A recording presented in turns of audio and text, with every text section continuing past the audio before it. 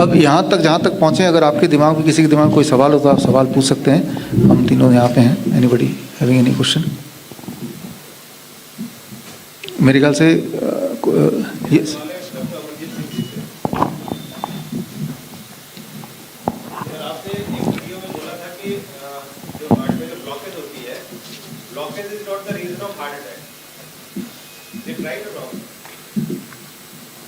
Blockage is not the reason of एक mic दे दे, पास कर दे उनको, अपनी माइक उठा ले। ये तो एग्जैक्टली कहना मेरे ख्याल में मुश्किल होगा कि ब्लॉकेज इज नॉट द, लेकिन ब्लॉकेज जो ब्लॉकेज है नेचुरली, मैंने शायद इस तरह लिखा था, मैंने कहा था कि जो बाईपास है, ब्लॉकेज को बाईपास है, नेचुरल बाईपास है, जो नेचुरल बाईपास अपने आप बन जाता है। Nature has the capacity to build natural bypass.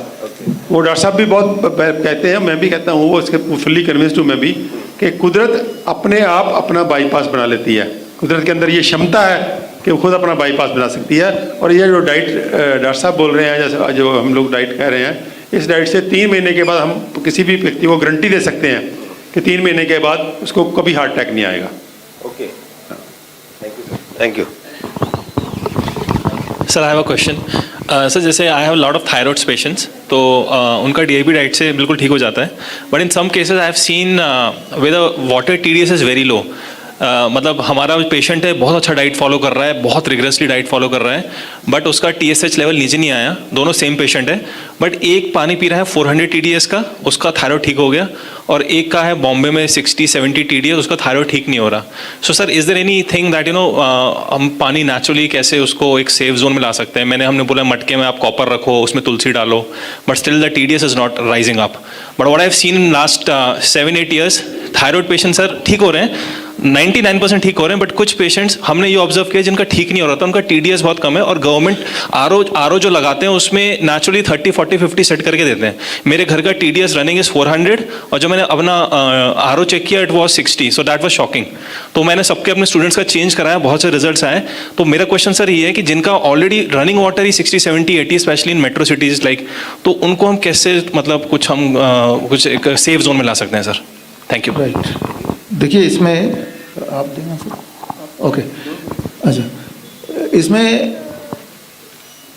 जो मेट्रो में रहते हैं, जैसे मैं भी रहता हूँ इधर, तो यहाँ का पानी का कोई भरोसा नहीं है। जी जी। तो मैं ऐसे ही बोलता हूँ पेशेंट्स को, which I do for myself, that I don't drink water much, right, don't depend on water. जो लोग DIP डाइट में रहते हैं, तो आप एक्चुअली ये जब खा रहे हैं तो आप पानी ही खा रहे हैं, पानी खा रहे हैं एक्चुअली सर। तो ऐसे में आपकी जो प्यास है या रिक्वायरमेंट ऑफ वाटर है वो पूरी हो जा रही है, इफ़ नॉट 100%, 95% हो जा रहा है। और जैसे आप जूस पीते हैं दिन में, जैसे एक फ्रूट जूस पीते हैं, एक वेजिटेबल जूस पीते हैं और एक नारियल पानी पीते हैं, मान लो 3 बार तो आपने ड्रिंक लिया, तीनों बार एक अच्छा खासा क्वांटिटी पानी गया, और इस क्वांटिटी ऑफ पानी में आरओ का कोई हस्तक्षेप नहीं है, म्यूनिसिपल की जो पानी का कोई हस्तक्षेप नहीं है, तो you have to start getting water from the purest source. और भगवान ने सबसे बढ़िया, दुनिया का जो सबसे safest and the best mineral water भगवान ने बनाकर दिया पैक करके, दैट इज़ कोकोनट वाटर। तो कोकोनट वाटर को मैं कई बार ऐसे देखा है कि पेशेंट अगर कुछ खा नहीं पा रहा है, वो कुछ भी नहीं, पानी भी नहीं पी पा रहा है, तो भी ड्रॉपर से अगर हम, जब वो लेटा हुआ है, उसको ड्रॉप बाय ड्रॉप अगर हम कोकोनट वाटर देना शुरू कर दें, तो भी चांसेस है दैट लाइफ में कम बैक, राइट। तो जो भगवान का दिया हुआ पानी है वो कोकोनट वाटर पे आप रिलाई कर सकते हैं। एंड जब प्यास लगे तो थोड़ा बहुत, जैसे भर भर के ग्लास में पानी पीने की ज़रूरत नहीं है, तो यही कर सकते हैं। क्योंकि हम में से बहुत थोड़े से लोग होंगे जो यहाँ से छोड़ के मेट्रो कोई हिमालय में जाके बसना नहीं चाहेंगे, शायद एक आध कोई हमारे यहाँ पे राकेश कुमार जी हैं यहाँ पे, जिन्होंने ये शहर छोड़ के देहरादून के पहाड़ में जाके बस ही गए हैं, हमारे बीच में आए, वहीं से आए हैं अभी। हाँ, तो एक तो इन तरह थोड़े से लोग होंगे, तो 2 ही ऑप्शन है, या तो आप राकेश कुमार वर्मा जी की तरह बन जाइए, जो मार्शल आर्ट्स के 6 या 7 ब्लैक बेल्ट भी हैं, ठीक है ना, वो भी सीख सकते हैं अगर वहाँ जाएंगे तो आप। हाँ, और ये हमारे गुरु भी हैं, इन्होंने हमें भी सिखाया है। तो थैंक यू सर। तो या तो इनकी तरह बन जाइए, बिल्कुल सर, या फिर ये आप पानी के लिए depend on fruits, vegetable and coconut water. Thank you sir. Last not the least sir, I have a community of एक दो बातें ऐड कर दूं मैं इसमें, पानी वाले बात में। एक तो मुझे याद है आज से 10 साल पहले मैंने जब अखबार में आर्टिकल छपवाया था कि R O water is harmful for health, तो बड़ा हंगामा हुआ था। मुझे आज भी याद है, पूरा दिन मुझे फ़ोन आते रहे थे कि ये आपने क्या कह दिया। तो वो तब की बात है। तो R O water is not a good water. ये तो पहली बात तो सीधी सी बात है। आर ओ पानी अगर पीना है आपको, अगर मान लीजिए आपकी TDS WHO कह रहा है 500, आप 300-350 तक तो कम से कम रखिए। तो जो वो अगर आर ओ का पानी पीना ही है, मजबूरी है आपकी, TDS ज़्यादा है, तो या तो TDS कम है फिर तो आर ओ मत लगवाइए, दूसरा फिल्टर लगवाइए सर, सिर्फ जो ऑर्डिनरी फिल्टर है। अगर TDS बहुत ज़्यादा है आपकी, 500 से ऊपर है, तो आप आर ओ लगवाइए, तो लेकिन TDS उसकी सेट करवा लीजिए 250-300 पे। या 60 वाला पानी पीना तो ऑफ कोर्स डेंजरस है, क्योंकि कैल्शियम और मैग्नीशियम जो मिनरल्स हैं पानी में जिस फॉर्म में हो, that is the best form, easily utilizable form में है वो। Of course these are the best. इससे नेक्स्ट जो नेचुरल पानी में है वो है, ये तो लिविंग वाटर है ना। अभी पानी में भी बहुत कुछ आ गया, पहले तो अल्कलाइन वाटर आया था, फिर हाइड्रोजनेटेड वाटर आ गया, अब लिविंग वाटर का कंसेप्ट आ गया। लिविंग वाटर का हम जो अपने पेशेंट्स को बोल रहे हैं वो हमने एक बड़ा सिंपल सा उसमें रखा, जो फल वल ज़्यादा नहीं खा सकते, तो उसमें कॉपर ऑफ कोर्स अपने जो जिस बर्तन में आप पानी स्टोर कर रहे हो उसमें कॉपर की एक प्लेट फेंक दीजिए, वो तो कॉपर आ जाएगा उसमें। उसको कांच के जाग में, ग्लास जार में डालिए, उसमें 10-15 पत्ते तुलसी के, 10-15 पत्ते पुदीने के, और 3-4 स्लाइसेस नींबू के, और 3-4 स्लाइसेस खीरे के डाल दीजिए। अब सर्दियों में 48 आवर्स तक के लिए जितना पानी निकाल के पीना है उतना और डाल देना है, जितना पीना है उतना और डाल देना है। तो सर्दियों में 48 आवर्स के बाद बदल लीजिए, और गर्मियों में 24 आवर्स के बाद। Thank you. तो ये सिंपल सा लिविंग वाटर का। Thank you sir, thank you sir, thank you.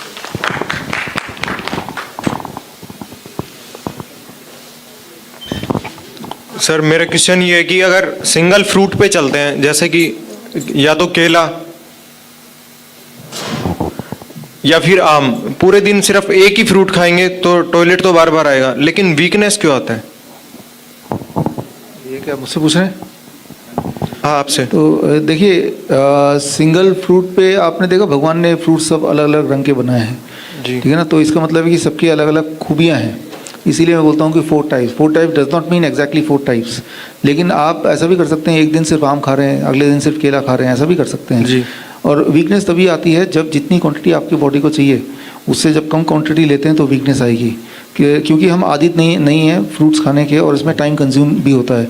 जितना क्वांटिटी मैं बताता हूँ DIP डाइट में, उतनी क्वांटिटी खाने के लिए कम से कम आधा घंटा पौना घंटा चाहिए होता है, और उतना तो आदत नहीं। हम तो भाग भाग के ब्रेड का एक पीस टोस्ट लेके खाने वाले लोगों में से हैं ज़्यादातर लोग, तो उन जो कि 10 मिनट में वो खाना कंप्लीट करते हैं, उनके लिए आधा घंटा भारी पड़ जाता है, तो दे एंड अप ईटिंग लेस।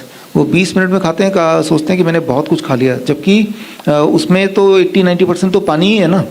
तो आपने क्वांटिटी कम ली, और या तो फाइबर है उसमें, राइट, तो इसीलिए आप वीक फील कर रहे हैं। इसीलिए मैंने फॉर्मूला बना के भी दिया कि कितनी क्वांटिटी में अप्रोप्रिएट होगा, ये मानते हुए कि आपकी सीडेंट्री लाइफ है। अगर तो आपकी एथलेटिक लाइफ है तो ये क्वांटिटी जो मैंने फॉर्मूले में बनाया वो भी कम है। और या फिर आपको अगर वीकनेस की फीलिंग आ रही है, अनयूजुअल वेट लॉस हो रहा है, इसका मतलब बॉडी आपको बता रहा है कि देखो भाई ये क्वांटिटी कम है, आपको बढ़ाओ। तो आप देखते हैं जब गायें हैं वो चबाती रहती है दिन भर, राइट, तो आपको वैसे ही गाय की तरह बन जाना है, बहुत ज़्यादा टाइम लगा के खाना पड़ेगा, क्योंकि ह्यूज क्वांटिटी। आप बजट बना लीजिए कि 45 मिनट्स में ब्रेकफास्ट में लगना चाहिए, 45 मिनट्स लंच में, 45 मिनट डिनर में, इतना इन्वेस्टमेंट करना है टाइम का।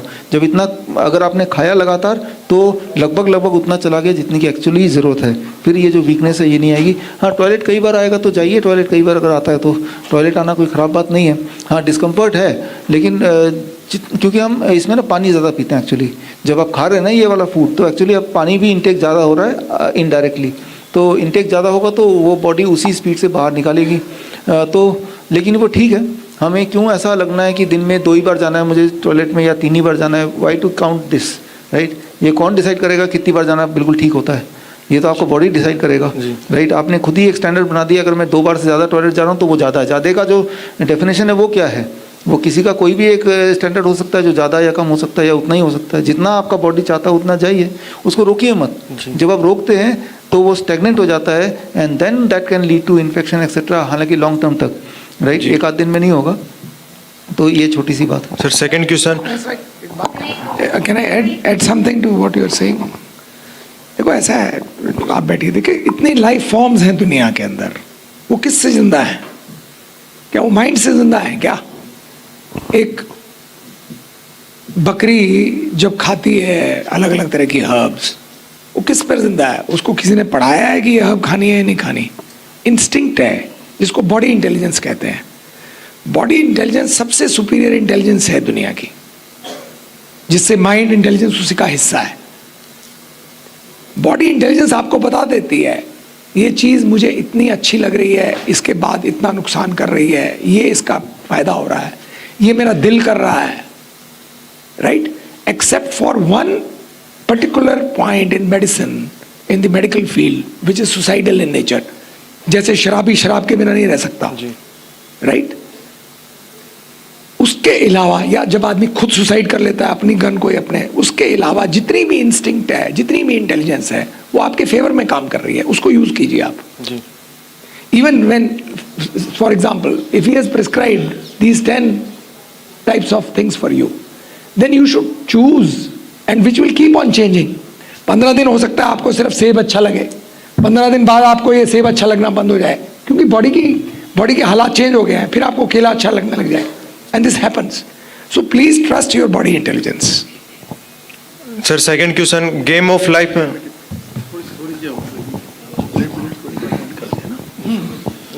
तो वो थोड़ा सा इसमें मैं ऐड करना चाहूँगा जो DIP डाइट के बारे में, जो मैंने पर्सनली देखा और ट्राई किया, वो मैं आपसे शेयर करना चाहूँगा। DIP diet of course is the basis of good diet. This is a very fundamental thing for the good diet.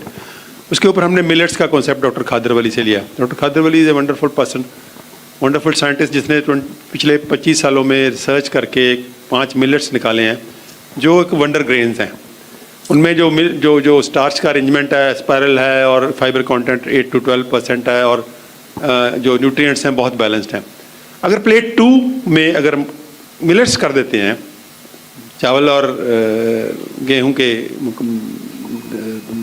की बजाय, तो वंडरफुल रिजल्ट्स हैं उसके रिजल्ट DIP डाइट के मल्टीप्लाई हो जाते हैं। तो ये जो मिलेट्स वाला फंडा है, ये भी मुझे लगता है कहीं ना कहीं हमको ओपन माइंड रखना चाहिए कि मिलेट्स के रिजल्ट्स बहुत ही वंडरफुल हैं। और हम सिर्फ मिलेट्स दे ही नहीं रहे अपने पेशेंट्स को, हम उगा भी रहे हैं। किसानों को हमने पिछली बार 3000 किसानों को मिलेट्स लगवाए हैं पंजाब में, हालांकि हमारा टारगेट 10,000 था, लेकिन वो कोरोना की वजह से हम वो बीज नहीं बांट सके। तो जब वो बीज बांटने का टाइम था तो बहुत सख्ती थी मूवमेंट में, तो परमिशन लेके हमने DC से वो परमिट लेके फिर मूव करके बांटे बीज। लेकिन इस बार हमारा कम से कम भी हम 30,000 को लगाएंगे।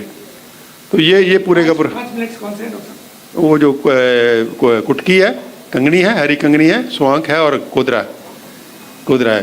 अंग्रेजी में बोलेंगे उसको तो कोदरा कोडो मिलेट है, जो कंगनी है फॉक्सटेल मिलेट है, जो हरी कंगनी है ब्राउन टॉप मिलेट है, कुटकी है लिटिल मिलेट है, और ये जो बार्नयार्ड मिलेट है स्वांख बार्नयार्ड मिलेट है। ये 5 हैं, 5 मिलेट्स है। ये वंडर डॉक्टर खादरवली 3 में बांटते हैं टोटल अनाजों को, टोटल ग्रेन्स को 3 भागों में बांटते हैं वो, negative grains, neutral grains and positive grains. Negative grains बोलते हैं सिर्फ दो ही अनाजों को, गेहूँ और चावल। That is most unfortunate thing, जो हमारे स्टेपल फूड्स हैं। White rice and wheat are the negative grains which create sickness। और वो बहुत ट्रू है, वो बहुत ट्रू है। मैंने अपने आसपास में बहुत लोगों को देखा। मोमेंट आप उसको छोड़ो तो आपके रिजल्ट्स इतने वंडरफुल आते हैं कि आपके इमेजिनेशन से भी ज़्यादा।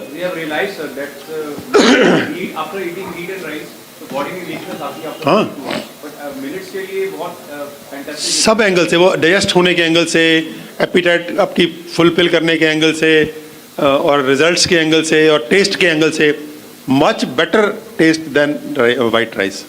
इतने बढ़िया बनते हैं वो कि आप भूल जाओगे राइस खाना। उनको जिसको ये कुक करने आ गए, सिर्फ उसकी कुकिंग नई, थोड़ा सा तरीका अलग है उसका, लेकिन जो भी उसको कुक करने लगता है वो फिर ना तो गेहूं की तरफ देखता है ना फिर चावल की तरफ देखता है। वो दोनों किसी भी पैरामीटर से वो इन्फीरियर हैं उन 5 के मुकाबले में।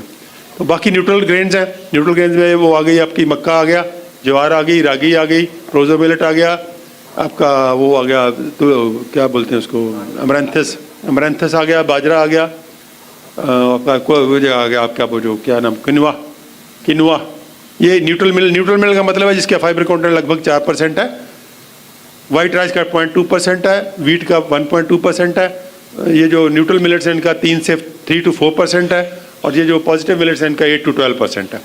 और उनमें जो स्टार्च का अरेंजमेंट है वो कॉन्सेंट वो है स्पायरल, फाइबर के साथ साथ थोड़ा। तो वो क्या करता है, जो डॉक्टर साहब बोलते हैं कि ऐसा फूड खाना है जिससे ग्लूकोज धीरे धीरे स्लोली रिलीज हो, ताकि वो जो 1 चम्मच ब्लड में, डॉक्टर साहब जो बहुत बढ़िया समझाते हैं कि पूरे ब्लड में 1 चम्मच ग्लूकोज का है, वो 1 चम्मच 24 घंटे रहना चाहिए। 1 चम्मच को हमको रिप्लेस करना है, इतने स्लो करना है कि वो 1 चम्मच ही रहे, वो 6 चम्मच ना हो जाए। वो जो 6 से 8 चम्मच हो जाते हैं, जब 10 चम्मच हो जाते हैं फिर वो, तो ये पूरे का पूरा मिलेट्स में इतने बहुत बढ़िया गुण है। तो my request to all the friends is कि इसको हम प्रमोट करें इन प्लेट 2 में। अगर ऑर्डिनरी फूड के बजाय अगर मिलेट्स आएंगे तो वंडरफुल रिजल्ट्स आएंगे। सर दूसरा क्वेश्चन, सांप के काटने पर डीआईपी डाइट के साथ में क्या कुछ एक्स्ट्रा करना चाहिए? डीआईपी डाइट के साथ क्या कुछ एक्स्ट्रा करे, जैसे सांप के काटने पर? सांप काट ले तो जी, सांप काट ले तो इसका तो आंसर नहीं है, कभी मुझे काटा नहीं अभी तक। सर इसका आंसर ये इसके आंसर मैं बताता हूँ आपको। आपके पीछे बैठे हैं राकेश कुमार वर्मा जी, जो सांप के एक्सपर्ट हैं। एक टाइम पे जब अभी सांप रखना अलाउड नहीं है, जब सांप रखना अलाउड था तब वो सांप को लेके ही सोते थे। सर ने भी सांप माला हुआ है। तो माइक ज़रा पीछे दे दीजिए, वो आपको अच्छा है कि आप उनकी आगे जस्ट बैठे हैं बाई चांस। आपको तो बचा ही लेंगे। मैं फर्स्ट एड तो बता सकता हूँ इसके बारे में कि अगर सांप काट जाता है, वैसे ज़्यादातर सांप जो काटता है वो या तो पैरों में काटता है या हाथों में काटता है, क्योंकि अब जब हम चल रहे होते हैं तो तब वो उसके ऊपर पाँव पड़ जाए, या हम लेटे हैं तो हाथों पे अपने आप को बचाने के लिए हम उसके पर हाथ चलाते हैं। तो इसकी फर्स्ट एड सिंपल सी है। अगर हम फर्स्ट एड को अच्छी तरह से जान ले तो मेरे को लगता है, या मैंने अपने 40 साल के जीवन के अंदर इनके साथ में रहा और रिसर्च की इसके ऊपर बहुत, तो उसको ज़रूरत नहीं है इलाज करने की, किसी भी दवाई की ज़रूरत नहीं है बिल्कुल भी। और वो फर्स्ट एड जो है वो आर्मी पर्सन को भी सिखाई जाती है। तो मैं डिफेंस में भी था, लेकिन ये तो मेरा हॉबी थी, मेरी शौक थी। तो फर्स्ट एड इसकी ये है कि जब भी सांप काट जाता है कोई भी, तो ज़्यादातर लोग जो है उसकी दहशत से ही मर जाते हैं। 4 तरह के सांप जो है वो जहरीले होते हैं। तो जहरीला सांप जब काट जाता है तो हमें क्या करना चाहिए, स्किन को पकड़ के थोड़ा सा ऊपर उठा के उसमें काट देना चाहिए थोड़ा सा, ताकि ब्लड बाहर आना शुरू हो जाए। ये फर्स्ट एड जो कर लेता है उसका ब्लड जहाँ पॉइजन गया है वहीं पे ही सारा पॉइजन बाहर आ जाता है। और ज़्यादा अगर ज़रूरत पड़ती है हमें तो हम कोहनी से ऊपर, या पैर में काटता है तो नी से ऊपर, क्योंकि नी से नीचे जो है वो डबल बोन होती है, अगर वहाँ बांधते हैं तो पॉइजन जो है वो ऊपर चला जाता है। ऐसे ही यहाँ पर भी है। तो फर्स्ट एड हम कर लें तो मेरा ख्याल में ज़रूरत नहीं पड़ती किसी भी और दूसरे इलाज की। और मैंने सारा जीवन जो है मैंने इसी तरीके से इलाज किया लोगों का। वैसे तो दवाई भी बनाते हैं हम, लेकिन मेरा ख्याल में मुझे ज़रूरत नहीं पड़ी। मुझे भी कई बार काटा, कोबरे ने भी काटा, मैंने ऐसे ही इलाज किया अपना सीखते समय। मेरे टीचर थे, तो मैं पंजाब से ही हूँ, तो यही मेरे ख्याल में फर्स्ट एड है। Thank you very much. Sir मेरा क्वेश्चन, एक मैं टाइप 1 डायबिटीज़ का बच्चा ट्रीट कर रही हूँ, उन्हीं की मदर का मुझे कॉल आया, वो अभी देख रहे हैं आपका लाइव शो। उनको 1.5 साल हो गया बच्चे को, अभी मैं 20 दिन से उसका ट्रीटमेंट कर रही हूँ। और सर व्हाट आई फाउंड कि अभी उसका 1 ही यूनिट जा रहा है 18 दिन में, और वो भी कभी देते हैं कभी नहीं देते हैं। और मैं मना करती हूँ, उसके बाद भी वो डर के कारण देते हैं कि 300 लेवल है और मुझे डाउन करना है। 1 यूनिट में उनका एक बार तो 80 भी आ गया। तो इस सर वो उनका क्वेश्चन है, वो ये पूछ रहे हैं कि 1.5 साल के बच्चे जो इंसुलिन ले रहे हैं वो ठीक हो सकता है? ये उन्हीं का क्वेश्चन है। क्या 1.5 साल का बच्चा है? 1.5 साल नहीं सर, 10 साल का बच्चा और 1.5 साल से यूनिट इंसुलिन पर है। देखिए इसमें मैं बताता हूँ कि अभी मैंने बताया भी था आपको सर, आई नो, बट उन्हें ट्रस्ट नहीं हो रहा। हाँ, कि जो पेशेंट हमारे पास आते हैं 1 साल 1.5 साल के अंदर अंदर, उनमें से 40% ऐसे पेशेंट होते हैं, 40% ऐसे बच्चे होते हैं जो डाइट 100% तो कोई बच्चा फॉलो नहीं करता, 80% में फॉलो करता है, तो वो इंसुलिन फ्री हो जाता है। उनमें से कुछ टेस्टिमोनियल हमने बुक में भी डाला है, those who are not taking insulin at all, कई सारे पेशेंट का डाला हमने, ठीक है ना। तो ठीक हो जाएगा कि नहीं? The answer is yes. कितना % प्रोबेबिलिटी है? 40%। अच्छा, 60% ठीक क्यों नहीं होगा? और उनका क्या होगा, ये अगला क्वेश्चन आता है। वो अगर 1 यूनिट ले रहा है वो भी कई दिनों में, तो वो ठीक वाले कैटेगरी में है। अब रहा सवाल वो 300 है तो वो डर के मारे लेते हैं। सर एवरेज तो उसका 250 से अंडर आता है, अंदर आता है, कभी कभी 300 आ जाता है विदाउट इंसुलिन। विदाउट इंसुलिन, कभी कभी ज़्यादा आता है या कम भी आता है, तो उनको ज़्यादा लगता है तो दे देते हैं, ऐसा ही कुछ है ना। तो देखिए एक बात आप समझिए कि जैसे मैं अगर मैं अपनी बात करूं, मैं डायबिटीज़ पेशेंट नहीं हूं, तो मैंने ज़िंदगी में सिर्फ 1-2 बार ही ब्लड शुगर चेक किया अपना। लेकिन जब मैंने चेक किया तो मैंने देखा कि जब मैं स्ट्रेस में होता हूँ, स्ट्रेस की कोई वजह होती है, उस वक्त मेरा भी 300 पहुँच गया था, राइट। एंड ये कुछ साल पहले की बात बता रहा हूँ, मैं 2017 की बात बता रहा हूँ। और ऐसा मैंने अपने पेशेंट में, जिनको मैं कॉन्टिन्यूस ग्लूकोज मॉनिटरिंग पे रखता हूँ जस्ट फॉर फन, कि देखें क्या होता है एक नॉर्मल इंसान को जो हेल्दी है, राइट, जिसको ब्लड शुगर की दिक्कत बिल्कुल नहीं है, उनको मैं कई बार रखता हूँ कॉन्टिन्यूस ग्लूकोज मॉनिटरिंग, यहाँ चिपकाते हैं हम, एक चिप सा होता है, तो उनको भी मैं देखता हूँ। और मैं नोटिस करता हूँ कई बार जब वो स्ट्रेसफुल हो जाते हैं पर्टिकुलर सिचुएशन में, उन सबका ब्लड शुगर इंक्लूडिंग मी 300 से ऊपर चला जाता है। लेकिन हम लोग क्योंकि अपने ब्लड शुगर को उतना डीपली कभी देखते ही नहीं, तो हमें लगता है 300 ज़्यादा नंबर है। लेकिन उस बच्चे का हमारे एज ए पेरेंट उनको आदत पड़ गई डीपली कई बार चेक करने की। तो जाहिर सी बात है, जब मेरा ब्लड शुगर 300 से ऊपर जा सकता है, जब सबका जा सकता है, जितने लोगों को मैंने चेक किया कभी कभी, तो उसका भी जा सकता है। लेकिन जब उसका जा सकता है तो पैनिक बटन दब गया कि ये तो पैनिक वाली बात है। अभी आप बता रहे थे सांप के काटने में, सर 1 यूनिट में उनका 80 पहुंच जाता है, जबकि मैं उनको मना करती हूं। उसको इंसुलिन की जरूरत नहीं, उनको एजुकेशन की जरूरत है पेरेंट्स की। ये जो आज का भी ये ट्रेनिंग है ना, ये एजुकेशन का एक पार्ट है, ताकि उनके दिमाग में जो भ्रम पैदा कर दिया है जो डॉक्टर्स ने कि भाई आपको अगर 100 से ऊपर हो गया या ब्लड शुगर या 200 से ऊपर हो गया तो ऐसा हो जाएगा। उसी में जाहिर सी बात है पेरेंट है, जो उनको सिखाया गया है उसी से इन्फ्लुएंस होएंगे। तो इसीलिए हमें ऐसा चाहिए कि ऐसे पेरेंट्स का ग्रुप हमें बनाना चाहिए, ऐसे पेरेंट्स का, ऐसे बच्चों का, ताकि वो आपस में इंटरेक्ट करें और अपने एक दूसरे से सीखें, और ताकि उनको इंसुलिन से बाहर निकलना मुश्किल नहीं है, इंसुलिन के भ्रम से बाहर निकलना, ब्लड शुगर उससे ठीक करना, बॉडी तो ठीक हो ही जाएगी। Sir, I have cured more than 50 patients of diabetes type 2. I want to add something to what Dr. Saab is saying. देखिए बॉडी एक रिदम की तरह व्यवहार करती है। जैसे आप सोते हैं, जागते हैं, आपका पैरासिम्पैथेटिक नर्वस सिस्टम काम कर रहा है, जो आपको अंदर से बेसिक एनर्जी दे रहा है। जैसे स्लीप में वो काम करता है, राइट, जब आप रेस्ट करते हैं। सिंपैथेटिक है, जैसे मैं बोल रहा हूँ, मैं उस एनर्जी को यूज़ कर रहा हूँ, ये सिंपैथेटिक नर्वस सिस्टम है। बॉडी की रिदम में कभी भी रीडिंग्स जो हैं वो एक जैसी नहीं होती, अनलेस अनटिल बॉडी इज, जैसे डॉक्टर साहब ने भी एग्जांपल दिया कि when he is in stress as a defence mechanism, the body will can raise the sugar to 200, 300, right, at that particular time. Similarly even in a patient, the patient is never expected to behave consistent 80 से लेके 300 तक या 250 तक, वो range cyclic range है। ये जब भी कोई क्योरिंग कोई होती है वो एक जैसी नहीं होती। कभी भी पेशेंट्स में एक ये बड़ी प्रॉब्लम है, आप ये चाहते हैं कि हमेशा एक तरह की रीडिंग आए, which is not right. Sir, what I found normally लोग क्या करते हैं, कुछ भी खाते हैं फिर अपना शुगर लेवल चेक करते हैं। What is if चार्ज हुआ क्या? कोई टाइम सेट उनका लिमिट नहीं है। नहीं, मेरी बात सुनिए। देखिए बहम, तभी तो लुकमान हकीम के बारे में कहा गया कि बहम का इलाज उनके पास नहीं था। ये बहम का इलाज तो कोई नहीं है ना दुनिया में। तो बहम इट्स अ काइंड ऑफ, ज्योतिष में केतु होता है इसका इंचार्ज, इफ यू नो ज्योतिष। सर हाई डायबिटीज का एक्चुअली मेन सिम्टम क्या है, प्लीज उसका थोड़ा बताएं, क्योंकि लोगों को बड़ा कंफ्यूजन है इस चीज के लिए। सिम्टम बेसिक हाई नंबर के अलावा और क्या सिम्टम हो सकता है? सबसे पहले तो frequent urination, what I saw the first symptom to start with. Body tries to release the excess sugar, जो एक्सेस शुगर है बॉडी उसको रिलीज करके उसको बैलेंस करना चाहता है। एक्सट्रीम वीकनेस होता है, that is second symptom. Weight loss शुरू हो जाता है, specially for the children, right, तो क्योंकि वो शुगर बॉडी में लगी नहीं रहा। तो इस तरह के अनयूजुअल सिम्टम्स होते हैं।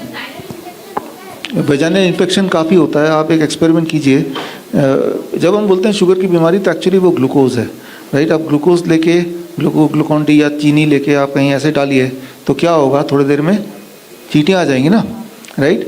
तो ऐसे लोगों के यूरिन से शुगर निकल रहा है, तो यानी कि at any point of time वहाँ बहुत सारा चीनी वहाँ भी है, तो माइक्रो इन्फेक्शन वहाँ पे सराउंड कर लेते हैं, ठीक है ना। तो यूरिनरी ट्रैक इन्फेक्शन जिसे बोल सकते हैं हम, तो क्योंकि उस ट्रैक में इन्फेक्शन जो फूड खाता है, ग्लूकोज खाता है वो भी, तो वो इकट्ठा होना शुरू हो जाता है।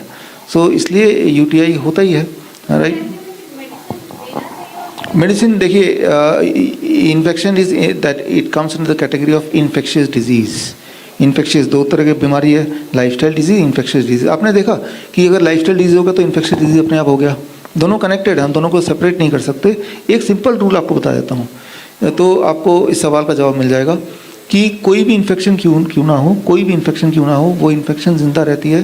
मान लो उसको इन्फेक्शन यूटीआई हो गया तो मतलब it comes in the category of infectious disease. एक इन्फेक्शन की जो आयु होती है न्यूली फॉर्म इन्फेक्शन की, वो 3 से 4 दिन की होती है। अगले 3 दिन तक अगर उस इन्फेक्शन को फूड ना मिले तो they will die natural death. तो फूड नहीं मिलेगा मतलब जो चीज़ पे वो टिके हुए हैं, जिंदा है, वो चीज़ को हमने स्विच ऑफ कर दिया। तभी हम बोलते हैं वो 3 स्टेप फ्लू डाइट। जैसे वो 3 स्टेप फ्लू डाइट तो 3 ही दिन का है ना, बाई 3rd डे इन्फेक्शन को हमने फूड नहीं दिया, हमने बॉडी को फूड दिया, ये सब फूड दिया, fruit juice, animal fruit juice और कोकोनट वाटर वगैरह। लेकिन इन्फेक्शन जो है, infection is interested for that glucose, infection is interested for that kind of animal protein जो हमने दिया ही नहीं उसको। तो the moment we switch off that food, infection goes away.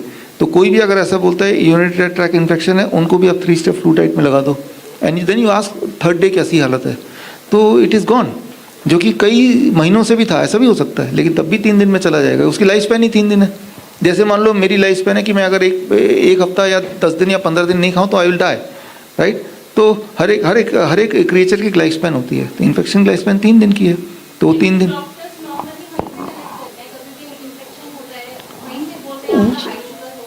हाँ, तो वो शुगर वहाँ से रिलीज हो रहा है, it is releasing from there. Body का तो आउटलेट वही है एक्सेस शुगर को निकालने का।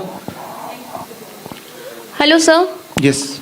डीप वेन थर्मोसिस, क्या ये डीआईपी से ठीक हो सकता है? चीज deep vein thrombosis, it's DVT. हाँ, थ्रोम्बोसिस।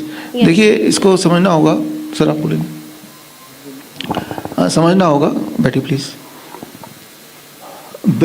वेन्स हो या आर्टरीज हो, उसके अंदर कोई भी अगर तरह के ब्लॉकेजेस हैं, इट ऑल डिपेंड्स ऑन कि वो कहाँ पे है, राइट। वो उसका अलग अलग नाम दे देंगे आपको, ठीक है ना। तो मान लो वो हार्ट में है तो हार्ट डिजीज बोल देंगे, ठीक है ना। तो उसकी वजह से that will lead to angina etcetera. तो वो बॉडी के जिस ऑर्गन में होगा तो वो ऑर्गन सफ़र करेगा, because that organ will get A compromise supply of blood flow, इतना है, राइट।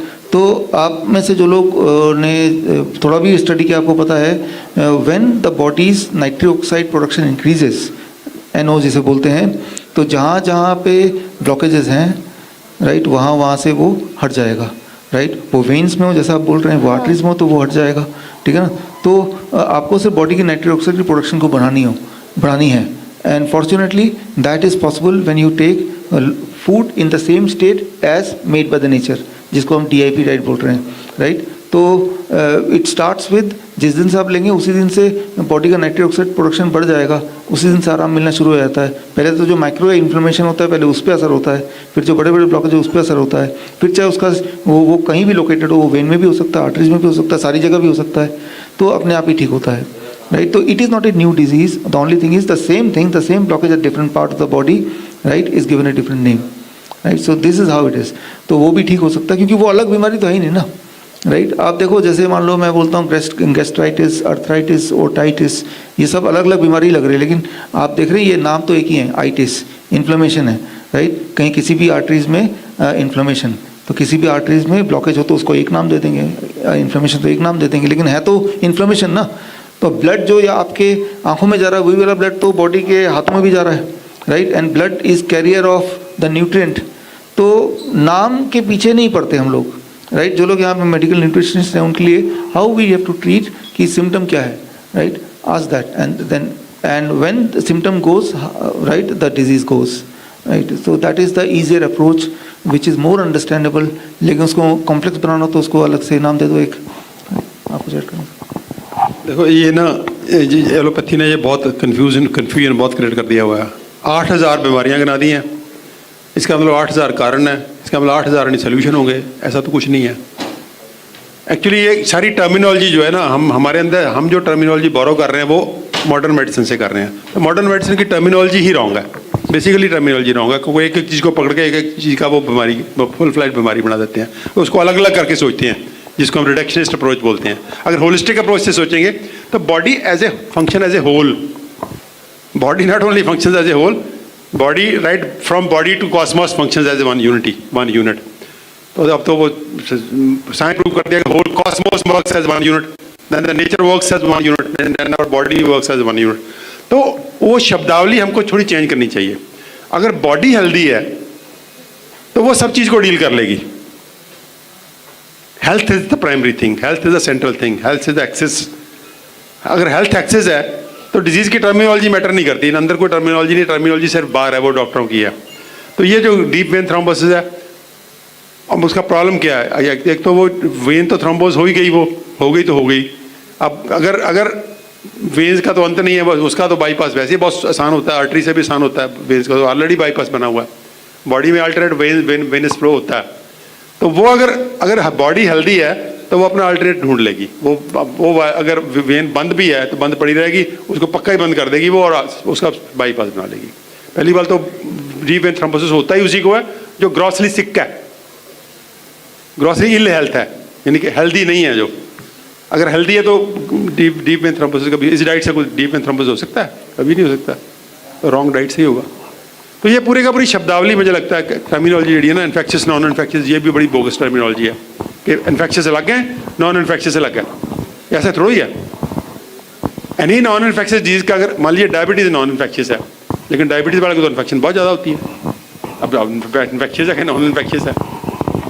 इसी तरह उल्ट वैसे वर्षा, अब जिसको इन्फेक्शन क्रॉनिक चल रही है उसको नॉन इन्फेक्शियस, उसके ऑर्गन भी डैमेज होंगे, वो नॉन इन्फेक्शियस है। तो ये शब्दावली कहीं ना कहीं बहुत ही सुपरफिशियल है, बहुत ही सुपरफिशियल है। तो हमको शब्दावली बदलनी है कि body is works as holistic one unit, और उस बॉडी का सिंगल जो सेंट्रल पॉइंट है वो हेल्थ है, और हेल्थ के लिए डाइट है। Diet is the most important thing. Of course पानी हवा भी इंपॉर्टेंट है, अगर वो ठीक है तो डिजीज कोई मैटर नहीं करती। सर ये अपन डीप डाइट में सर रॉ मटेरियल लेते हैं सर, वो पेस्टिसाइड वाले रॉ मटेरियल अक्सर मिलते हैं सर, ऑर्गेनिक रॉ मटेरियल नहीं मिलते। और लोगों में भ्रांति है कि रॉ मटेरियल है वो पेस्टिसाइड और खाद का है, केमिकल का, इससे अच्छा ये हीट करके लेने से ठीक रहेगा। इस तरह से ये ऐसा ही क्यों ले रहे हैं? दूसरी बात सर, दूसरा प्रश्न इसी में ये था सर कि क्रेटेनाइन पालक और भथुआ भाजी में ज़्यादा होता है जो अपन लेते हैं, तो क्या ये सही बात है कि नहीं? थोड़ा जानकारी क्रेटेनाइन किस में ज़्यादा होता है? क्रेटेनाइन पालक में, अच्छा, और भथुआ भाजी में, तो इसके बारे में थोड़ा जानना था। यूरिया सर, तो ये इसमें एक्चुअली मेरा क्रेटेन मेरे ऊपर था 1.64 था, बॉर्डर में है, तो इसीलिए मैं अपने लिए भी पूछ रहा था, लोगों को भी बताने के लिए। यूरिया भी ज़्यादा हो गया था, तो ये दो क्वेश्चन अलग अलग हो गए ना, क्रिएटिनिन और यूरिया वाला क्वेश्चन अलग है। पहला क्वेश्चन क्या था आपका? पहला क्वेश्चन ये सर कि जो अपन रॉ मटेरियल है, तो दोनों बड़े वंडरफुल क्वेश्चंस हैं। देखो पेस्टिसाइड का जहाँ तक फंडा है, पेस्टिसाइड तो अभी इतने एक्सटेंसिवली यूज हो रहे हैं कि वो सब्जियों में भी है, फलों में भी है, अनाज में भी है, और एनिमल फूड में भी है। एनिमल फूड में उल्टा मैग्नीफाइड है। जो चीज़ प्लांट में 1 यूनिट है वो एनिमल फूड में जाके 100 यूनिट हो जाएगी। तो इसका मतलब पेस्टिसाइड वाली खेती में बना हुआ non plant food, animal food, वो मच मोर डेंजरस है as compare to plant food. और प्लांट फूड के मुकाबले में ये जो डीएपी राइट वाला फूड है, इसमें पेस्टिसाइड होगा भी, तो इसमें पेस्टिसाइड को निकालने की क्षमता भी ज़्यादा है।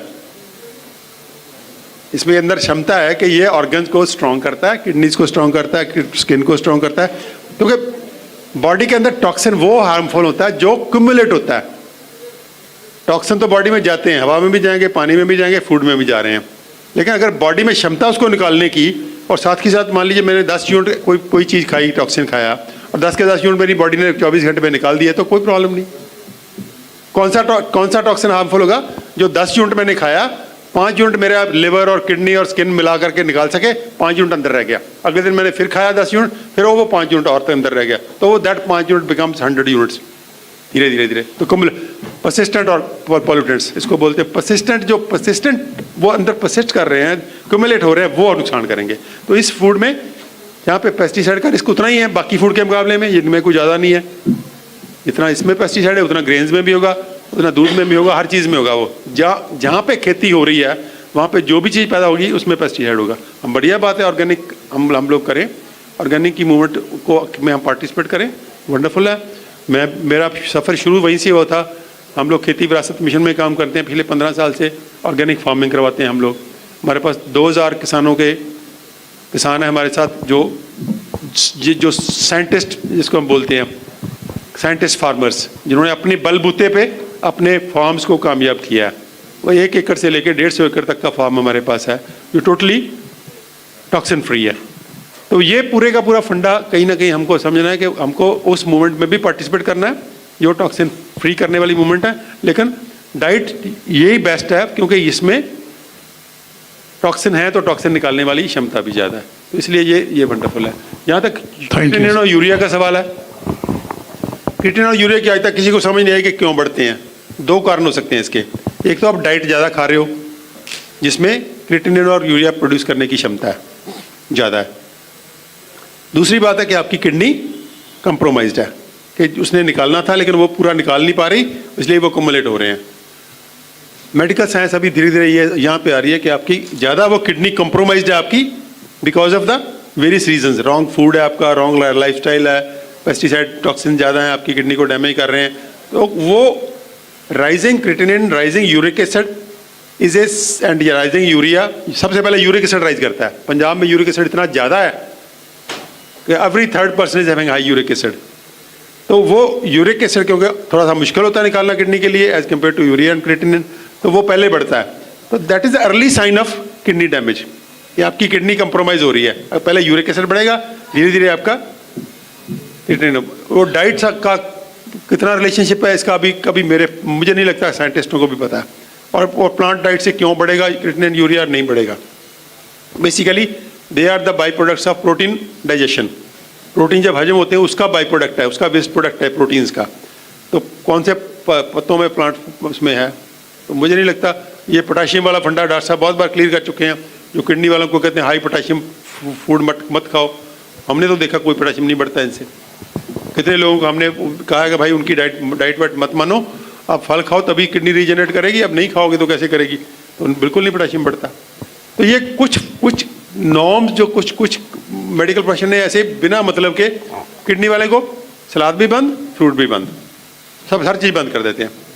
पक्का ही वो नहीं भी उसकी किडनी रीजनरेट करने की कोई पॉसिबिलिटी छोड़ते ही नहीं। तो ये कहीं ना कहीं मुझे लगता है कि हमको वो सारी की सारी जो उनकी जो नॉर्म्स एंड डाइट के बारे में ना उनको पता है ना वो पढ़ते हैं, और ऐसे ही जो मर्जी बोल दिया।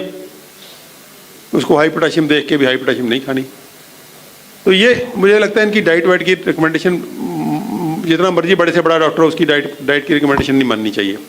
अपना इंडिपेंडेंटली एक्सपेरिमेंट करके देख लो। और मैंने बहुत बार पेशेंट्स को कहा कि आप हाई खा के देखो फल, फिर बताना पर किसी मेरे पास तो कोई पेशेंट नहीं आया जिसने कहा कि मेरा पोटाशियम बढ़ गया खाने से। तो ये कहीं ना कहीं मुझे लगता है को में थोड़ा अवेयर रहना चाहिए। ये जो बोलते रहते हैं पालक पथरी बनाती है, टमाटर पथरी बनाता है, ये पता नहीं कहाँ से आती हैं। और तो इसका मतलब ये हुआ सर कि किडनी का खराबी है, अपन जो डीप डाइट का रॉ मटेरियल ले रहे हैं वो सही है, रॉ मटेरियल के फलस्वरूप कॉम्प्लिकेशन नहीं आए हैं, तो उसका मतलब अपन को उसको ठीक करने के लिए क्या डीप डाइट रेगुलर यूज करने से वो ठीक हो जाएगा? बिल्कुल देनी चाहिए। Thank you sir. उनको थोड़ा सा अलर्ट कर दो कि आप पोटाशियम लेवल कराते रहो, ज़्यादा 1 महीना करवाओ। अब 1 महीने के बाद आपको खुद ही कॉन्फिडेंस आ जाएगा कि पोटाशियम लेवल तो नहीं बढ़ रहा, मैं तो फ्रूट खा रहा हूँ, सलाद खा रहा हूँ। और बहुत बार पाओगे आप पेशेंट खुद ही वायलेट कर रहा होता है, उसको जचती ही नहीं बात। वो कहता है ये अच्छे डॉक्टर हैं, फ्रूट और सलाद भी बंद कर दिया मेरा, तो वो खा रहे होते हैं। मैंने बहुत बार पेशेंट को पूछा कि आप मान रहे हो उनकी डाइट, कहता है नहीं पूरी तरह से तो नहीं मान रहे, खा रहे हैं बीच बीच में। उसका वो खुद ही उनका इनर वॉइस ही उनकी बता देती है उनको कि ये जो डॉक्टर क्या बोल रहा है झूठ बोल रहा है। तो मुझे नहीं लगता कि हमको किडनी पेशेंट्स को भी ये डीआईपी डाइट मना करनी चाहिए, हमको खिलानी चाहिए उनको डाइट, लेकिन थोड़ा सा उनको बोला कि 1 महीने के लिए आप पोटाशियम लेवल चेक कराते रहो। पोटाशियम का रिस्क है ना, तो नहीं बढ़ता वो पोटाशियम। डॉक्टर साहब का भी यही एक्सपीरियंस है, मैंने जहाँ पे सुना। आप इस बुक में बहुत सारे आप किडनी पेशेंट्स का एग्जाम्पल देखेंगे और they have been on this diet including टमाटर। और वही चीज़ मैं तो यही बोलता हूँ इसका कि आप जो भी डॉक्टर के पास जाना चाहते हो वहाँ जाओ और उनसे पूछो सर क्या क्या नहीं करना है, वो बोलेगा कि ये अगर आप डायबिटीज़ के पेशेंट है तो फ्रूट्स नहीं खाना, मीठे फल नहीं खाना, वो लिख के ले आओ। और अगर किडनी पेशेंट है तो पालक नहीं लेना, टमाटर नहीं लेना, नारियल पानी, एक लिस्ट देंगे, बस वही खाना शुरू कर दो आप, थैंक यू और आप ठीक होने लगोगे। Thank you sir.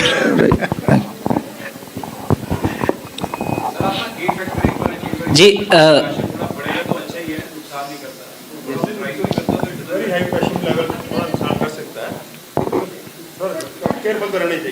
जी एक प्रश्न मेरा है कि कुछ लोग भी मुझसे भी जानना चाह रहे थे, मेरे मन में भी था कि जो स्त्रियों को अनवांटेड प्रेगनेंसी हो जाती है, वो उस प्रेगनेंसी को यदि नहीं चाहते हैं तो उन्हें तो या तो पिल्स लेनी पड़ती हैं या ऑपरेशन कराना पड़ता है। क्या इसका भी कोई अल्टरनेटिव प्राकृतिक तरीका है? मेरे नॉलेज में नहीं है अभी तक तो। नहीं, होम्योपैथिक में और आयुर्वेदिक में आंसर्स हैं इसके। प्रेगनेंसी जब टर्मिनेट हो जाती है और वो हेल्थ वही टर्मिनेट हो जाती है, तो उसका टर्मिनेट करने का तरीका होता है which is not very harmful as certain allopathic medications are. There are alternatives. Single dose right homeopathic की सिंगल टर्मिनेट हो जाती है एक ही डोज से। नहीं, ऐसे नहीं, it depends upon certain. Homeopathic में कभी भी, होम्योपैथिक में किसी चीज एक नहीं हुआ करती दवा। एस्थमा की होम्योपैथिक में 500 दवाइयाँ हैं, वो एस्थमा के पेशेंट्स की मोडालिटीज़ पर डिपेंड करता है। आयुर्वेद में भी ऐसे है, त्रिदोष में, इसीलिए वो नब्ज देखकर चेक करते हैं ध्यान से। यूनिवर्सल एक मेडिसिन नहीं, कभी वो गलत है, that is not the right homeopathy. तो 11 mm का था वो। मैंने कुछ नहीं किया क्योंकि प्रॉब्लम कुछ नहीं हो रही थी। अब इस साल फिर ये जनवरी में कराया तो 12.4 हो गई है। तो सर मुझे प्रॉब्लम तो कुछ भी नहीं है अभी भी, लेकिन डॉक्टर स्वेलिंग बता रहे हैं और ऑपरेशन के लिए बोलते हैं। तो सर क्या ये DIP डाइट से ठीक हो जाएगा और मुझे कितने टाइम तक लेना पड़ेगा ये? देखिए, इसमें पहली बात तो आप को कोई दिक्कत ही नहीं तो आप चेक तो नहीं करो। सर कोई दिक्कत नहीं, वो ऑफिशियल मेडिकल चेकअप होता है सर, उसके थ्रू। मैंने अभी बता दिया, जनरल चेकअप जो लोग कराते हैं वही परेशान रहते हैं। अभी अगर मैं ही चेकअप कराऊँ तो हो सकता है मेरे ही 2-4 स्टोन निकले, ठीक है ना। तो जिस तरह से पिंपल आते हैं जाते हैं, मैं तो ये देखता हूँ पिंपल आते जाते हैं, तो उस तरह से बॉडी में भी बहुत सारे, इसे बोलते हैं मेडिकल भाषा में इंसिडेंटियोटोलोमास, दिस इज द टर्म, कि कुछ और देखने आए तो बाई चांस कुछ और मिल गया, कोई ट्यूमर मिल गया, कोई पॉलिप दिख गया, और सारा कॉन्सेंट्रेशन यहीं पे कि इसी की वजह से भविष्य में टाइम बॉम्ब की तरह फट सकता है। लेकिन होता ये है कि बॉडी में बनता है और पिंपल जैसे बनता है एक लेवल पे, फिर अपने आप जाता ही जाता है without your interfering with it. Rather आप इंटरफेयर करेंगे तो शायद नहीं जाएगा वो, है ना। तो अब 12.5 जो हो गया है, आपको लगता है कि कोई एक्यूरेट बहुत ही वो मिलीमीटर का फिजिक्स का कोई गैजेट से वो नाप रहे हैं, वो आंखों से देखते हैं, उनको जो मन करता है बता देते हैं वो, ठीक है ना। उसी को अगर बोले दोबारा देख के बताओ तो वो 12 का कुछ भी बता सकते हैं। तो डोंट डिपेंड ऑन देम, और इस तरह की चीज़ें होती हैं। प्लस अगर इसको कम करना ही है तो उसके लिए हमने देखा अपने पेशेंट्स में कि the moment they are on this diet, एक तो पेन इंटेंसिटी कम होने लगती है। आपको तो पेन है ही नहीं, ठीक है ना, तो बात ही खत्म है यहीं पे। फिर भी आप to be on a safer side इस तरह के डाइट में रहो, ठीक है ना। जैसे मुझे कोई दिक्कत नहीं है लेकिन मैं इस डाइट में हूँ, शायद इसीलिए दिक्कत नहीं है, ऐसा भी हो सकता है, ठीक है ना। तो और अगर मान लो किसी को दिक्कत है, 11 mm में पेन होता भी है बहुत लोगों को, और बहुत भयंकर पेन भी होता है, ऐसा भी होता है, डिपेंड्स ऑन कि वो कहाँ पे है। तो उन पेशेंट को हम स्ट्रिक्टली बोलते हैं DIP डाइट माइनस प्लेट 2 इन लंच, राइट। और साथ में हम बोलते हैं कुल्थी का दाल, लास्ट टाइम भी मैंने बताया था अपने पिछले लेक्चर में। हाँ, कुल्थी का दाल का पानी, हाँ, कुल्थी का दाल का पानी 100 ग्राम आप ले लो और 2 गिलास पानी में उबालो, और उबालने के तब तक उबालो जब तक वो 1 गिलास में कन्वर्ट ना होता पानी। फिर उसको छान लो उस पानी को, सुबह आधा गिलास शाम को P low. You carry on for few months, right. तो दिस इज़ हाउ हमारे तो पेशेंट ठीक होते हैं, और ये साइंटिफिकली वैलिडेटेड भी है। ये कर लो आप अगर इसमें आपको थोड़ा लगता है। और हाँ, ऐसे निकलती है और ज़रूर निकलती है, हर बार निकलती है। अच्छा, इसके साथ ही हम इसको कंक्लूड करते हैं। वहाँ पथरी के ऊपर 1 मिनट मैं बताता हूँ आपको, 1 मिनट। ऐसा है, मेरी वाइफ को पिछले 30 साल से गॉल ब्लैडर की पथरियाँ हैं, 30 साल से, और भरी हुई है उसकी, और कभी खाली हो जाती है, फिर दोबारा आ जाती है। बिकॉज जो आपका बेसिक बाइल जब बनता है, अगर उसकी फॉर्मेशन में कोई कमी हो तब पथरी बनती है। उसकी उसका एक उसकी फॉर्मेशन ऐसी हो जाती है डिपेंडिंग अपॉन अदर कंडीशंस।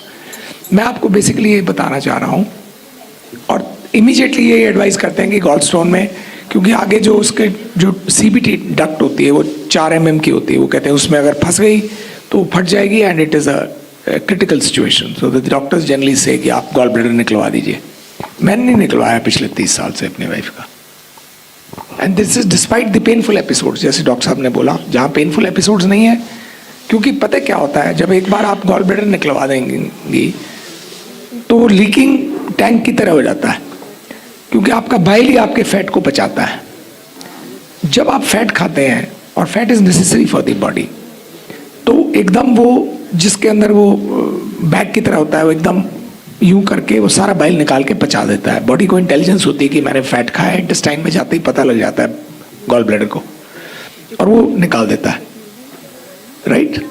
तो लेकिन जब आप उसको निकलवा देते हैं तो लिवर तो बनाता रहता है बाइल, लेकिन वो टैंक की तरह लीक करता रहता है, टप टप टप टप टप टप।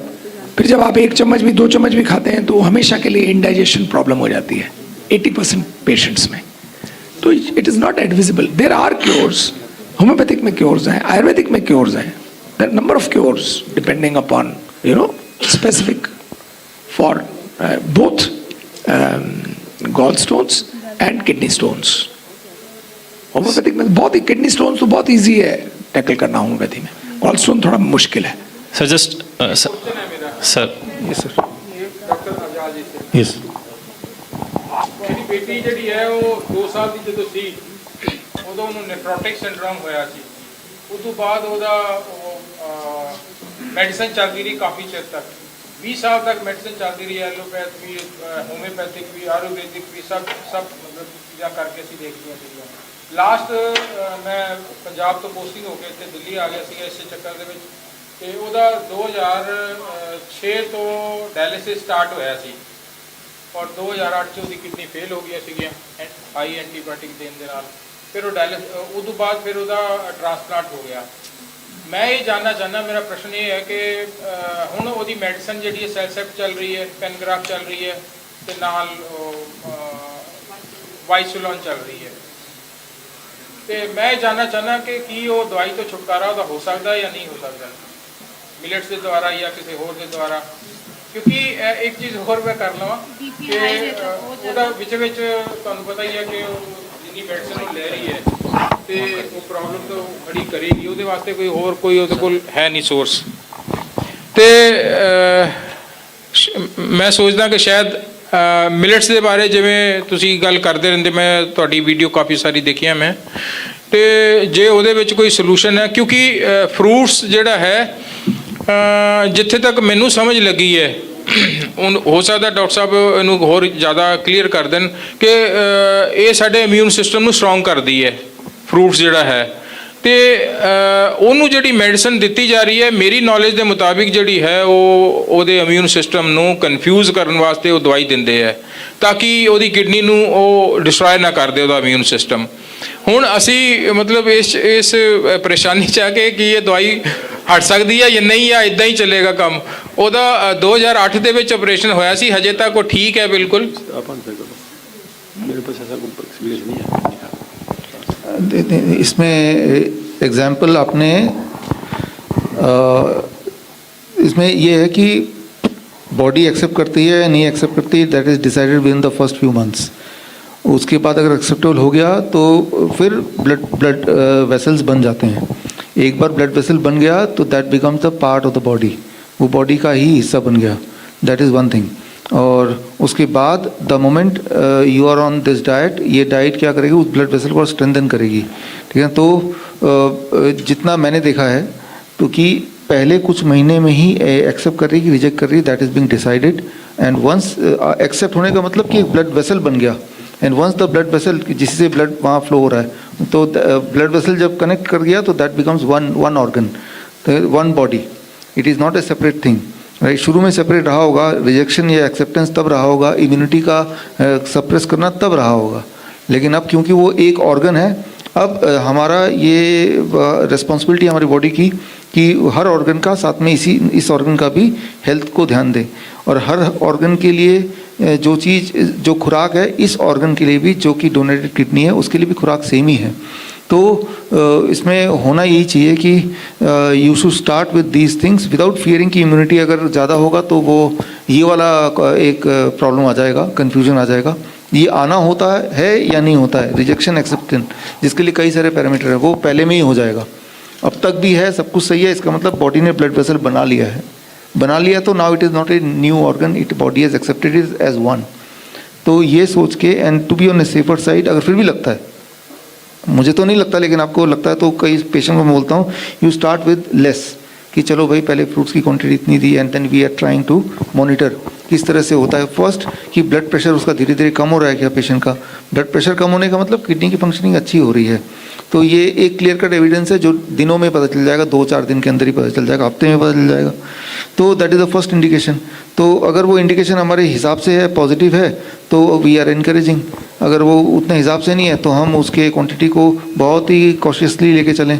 इस तरह से आपको करके देखना पड़ेगा। जिस तरह से हमने अभी देखा कि हर बीमारी में, चाहे वो सिंपल से सिंपल डायबिटीज़ में भी हमने देखा कि फ्रूट्स एंड वेजिटेबल क्या असर करते हैं, उसके बारे में जो अंडरस्टैंडिंग थी डॉक्टरों की या है, वो बिल्कुल कॉन्ट्रडिक्टरी तो है, राइट। जिस तरह से डायबिटीज़ में कॉन्ट्रडिक्टरी अंडरस्टैंडिंग है मेन स्ट्रीम के डॉक्टरों को, जिस तरह से किडनी में कॉन्ट्रडिक्टरी अंडरस्टैंडिंग है, ठीक उसी तरह से इसमें भी। लेकिन इसमें क्या है कि we have very few patient to see and report, क्योंकि किडनी ट्रांसप्लांट के बहुत ही थोड़े लोग, राइट। तो हमने जिनको डाइट दिया है जो ऑलरेडी इस तरह के है, उनको मैं एक बार और क्रॉस चेक करके, क्योंकि उनको हम फॉलोअप करते हैं 1 साल बाद अचानक, जिस फॉलोअप करके मैं बुक में डाला है, लेकिन ये वाला पेशेंट उन्होंने डाला नहीं है। तो हमारे पास जो हिस्ट्री में ऐसे पेशेंट हैं, those who are already following DIP diet, 1 साल हो गया, 2 साल हो गया, अब क्या हुआ, एक बार मुझे बैक जाके उनसे पूछना पड़ेगा, तो वो और कन्फर्मेटरी हो जाएगा। तो लेकिन नटशेल में मतलब होना ये चाहिए कि since the body supporting the organ, organ is supporting the body, let's believe it is a one body. If it is a one body then वो सारी मेडिसिन है, क्योंकि वो सारी मेडिसिन जाहिर सी बात है आपके बॉडी के सारे ऑर्गन को हार्म कर रही है, क्योंकि जब भी कोई मेडिसिन लेते हैं वो सिर्फ एक ऑर्गन के लिए नहीं होती, it goes to the all the blood, all the organ, right. तो जो अब एक ऑर्गन जो बाकी ऑर्गन को सपोर्ट नहीं कर रही है, डिस्ट्रॉय कर रही है, तो जाहिर सी बात है that is not for you. तो हमें ट्रांजिट करना है, जिस तरह से डायबिटीज़ के पेशेंट ट्रांजिट करते हैं इंसुलिन से, धीरे धीरे इंसुलिन को कम करते जाते हैं, कम करते जाते हैं, एक दिन आता है जब वो ख़त्म कर देते हैं, करते ही है ना। डायलिसिस के जो पेशेंट हैं, पहले तो ये लगता था डायलिसिस कभी ख़त्म ही नहीं होती, ऐसी तो था, लेकिन हमारे कितने पेशेंट इस बुक में हैं डायलिसिस में धीरे धीरे फ्रीक्वेंसी कम हुई, एक दिन आया कि अब डायलिसिस करने दोबारा गया ही नहीं, होता ही है। ठीक उसी तरह से this can be with monitoring be reduce, taper down to 0 and the body can function on its own. ये जरूर हो सकता है, लेकिन इसमें पास्ट के जो रिजल्ट हैं उससे ये पता चल जाएगा कि कितना टाइम लगेगा, क्या क्या कॉम्प्लिकेशन आ सकती हैं, किन बातों का प्रिकॉशन रखना है, वो सारी बातें हैं जो भी हमें एक्सप्लोर करने की ज़रूरत है। मैं इसमें एक बात ऐड करना चाहूँगा आपको। देखिए, almost in every possible disease it is possible to be free of medicine, all kinds of medicine. This includes allopathic medicine. इसके अंदर होम्योपैथिक भी आती है, आयुर्वेदिक भी आती है। लेकिन जो मैं आपको अपने अनुभव से बता रहा हूँ, ये बड़ी ध्यान से बात बता रहा हूँ मैं आपको, कि जैसे आपकी बिटिया की किडनी गई, वो किडनी आइसोलेशन में नहीं चली जा सकती कभी भी, उसमें कोई जेनेटिक कोई प्री डिस्पोजिशन है, प्री डिस्पोजिशन में एक टेंडेंसी है डिजीज की जो सारे शरीर में फैली हुई है, किडनी में एक्सप्रेस हुई। वो अभी भी आपने किडनी ट्रांसप्लांट करके उस डैमेज के एरिया को कंट्रोल करके उसको कुछ और लाइफ दे दी, लेकिन वो जेनेटिक रिवर्सल नहीं हुई है अभी। जेनेटिक रिवर्सल एक रेगुलरिटी और एक डायनेमिक फैक्टर है जो जीन्स को हर समय इन्फ्लुएंस करता है। जीन्स एक लगातार काम करते हैं, उसमें कॉम्प्लीमेंट्री मेडिसिन का बहुत भारी योगदान हो सकता है यदि वो राइट हो। आपने कहा होम्योपैथिक आयुर्वेदिक आपने ट्राई की, वो नहीं काम किया। यदि होम्योपैथिक आयुर्वेदिक राइट नहीं होगी तो काम नहीं करेगी, नुकसान करेगी बल्कि। तो आप कृपा करके ये बात स्पष्ट रूप से समझ लें कि शरीर के लिए ये हमेशा संभव है कि वो कंप्लीटली फ्री हो जाए मेडिसिन से।